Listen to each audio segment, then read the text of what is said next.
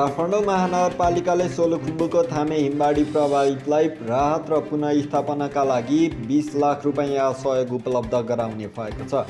महानगरका mayor Balen शाहको अध्यक्षतामा शुक्रबार बसेको महानगर विपद व्यवस्थापन समितिको बैठकले आर्थिक सहयोग उपलब्ध गराउने निर्णय गरेको महानगरले जनाएको छ।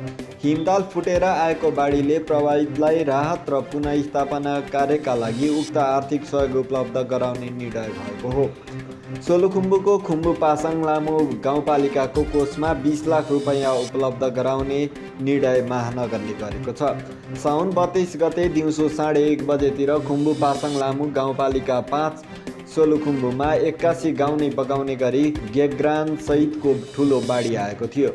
स्थानीय पिटी शेर्पाका अनुसार कम्तीमा 2 दशक यता उनले थामे क्षेत्रमा यसरी ढेल उर्लिएको भने देखेका थिएनन्।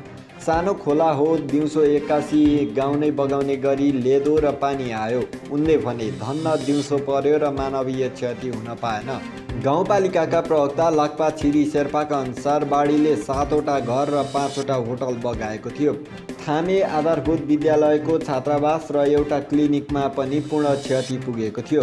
थामेमा 50 भन्दा बढी घरहरू रहेका थिए। अधिकांश घरहरूमा बाढी पसेर धनमालको क्षति भएको थियो। उक्त बाढीमा 1 अर्ब भन्दा बढी क्षति भएको स्थानीय जनप्रतिनिधिहरूको भनाइ छ। जल तथा मौसम विज्ञान विभागका अनुसार थामे खोलाको माथिल्लो तटीय क्षेत्रमा 6वटा हिमतालहरू रहेका थिए। त्यसमध्ये कुनै एउटा हिमताल फुटेर ठुलो बाढी आएको उनीहरूको भनाइ छ।